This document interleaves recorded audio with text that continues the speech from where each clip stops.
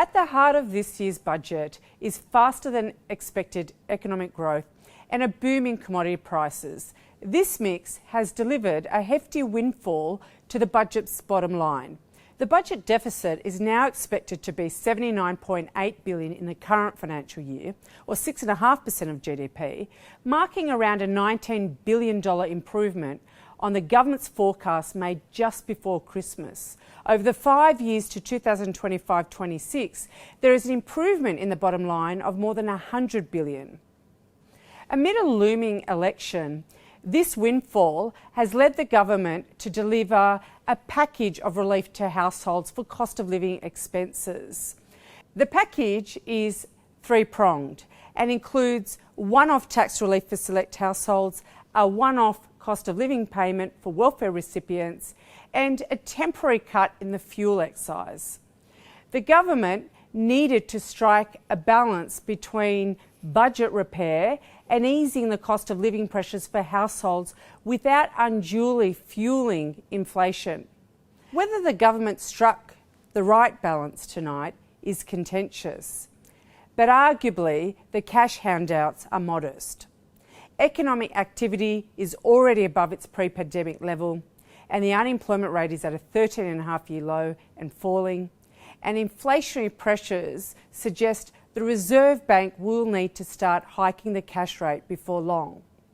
The world has changed significantly in recent years and even in recent weeks, entering a period of profound uncertainty and disruption.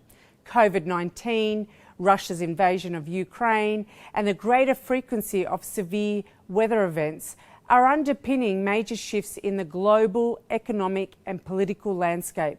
Against this backdrop, spending on health, defence and disaster relief features large in this year's budget. Defence spending included nearly $10 billion over 10 years towards Australia's intelligence and cyber capabilities, the largest ever investment in this space. Businesses were not missed in the budget. There is a $1 billion initiative towards encouraging small businesses to go digital. But unlike last year, the loss carryback scheme and instant asset write-off were not extended.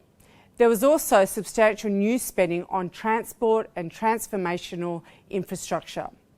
Over time, the budget deficits are forecast to narrow, but budget deficits remain a feature of the landscape for the foreseeable future.